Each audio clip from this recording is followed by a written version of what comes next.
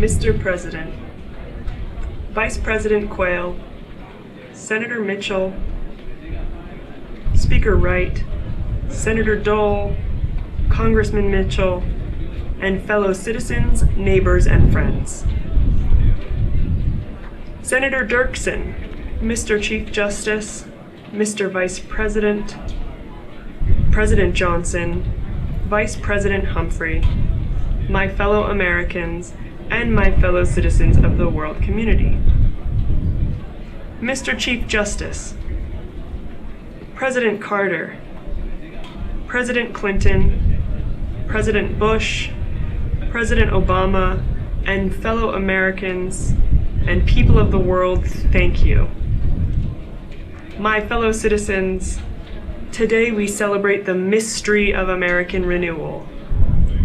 This ceremony is held in the depth of winter, but by the words we speak and the faces we show the world, we force the spring.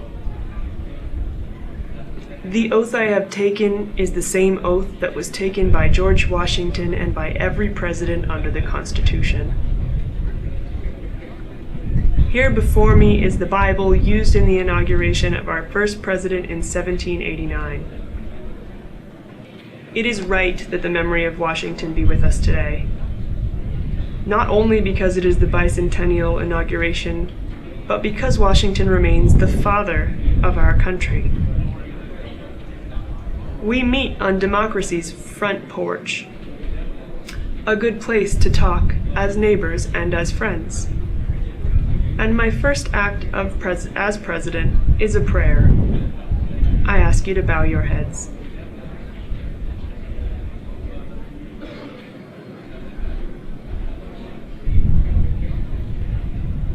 Though we march to the music of our time, our mission is timeless. Each generation of Americans must define what it means to be an American. That is to say, if our country does not lead the cause of freedom, it will not be led. I know America. I know the heart of America is good. America must play its role in ushering in a new era of peace. I know America. I know the heart of America is good. For as long as whole regions of the world simmer in resentment and tyranny, prone to ideologies that feed hatred and excuse murder, violence will gather and multiply in destructive power and cross the most defended borders and raise a mortal threat. America must play its role in ushering in a new era of peace. To these new states, whom we welcome to the ranks of the free, we pledge our word that one form of colonial control shall not have passed away, merely to be replaced by a far more iron tyranny. The enemies of liberty and our country should make no mistake. America remains engaged in the world by history and by choice, shaping a balance of power that favors freedom.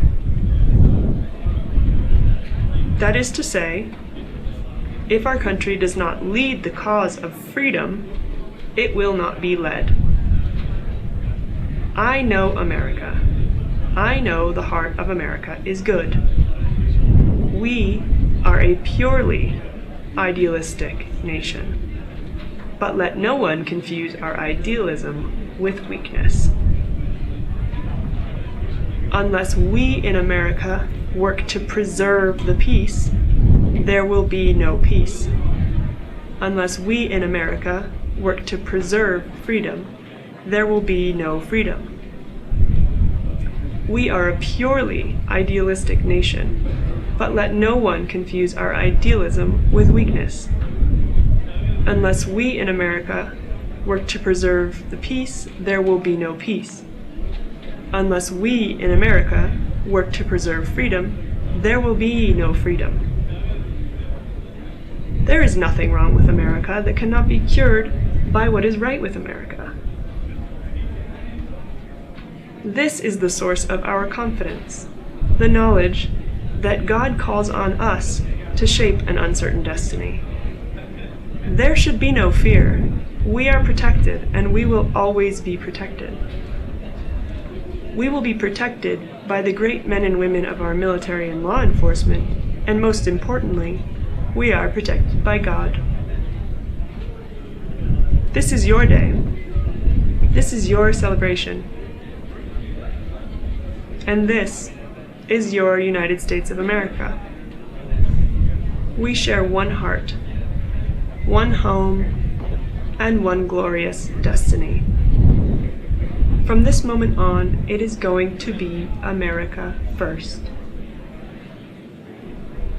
At the bedrock of our politics will be a total allegiance to the United States of America. And through our loyalty to our country, we will rediscover our loyalty to each other. The old ideas are new again because they're not old. They're timeless. But you must look within your own hearts to the old promises and to the old dreams. They will lead you best of all. The business of our nation goes forward. My friends, we live in a world that is lit by lightning. So much is changing and will change, but so much endures and transcends time.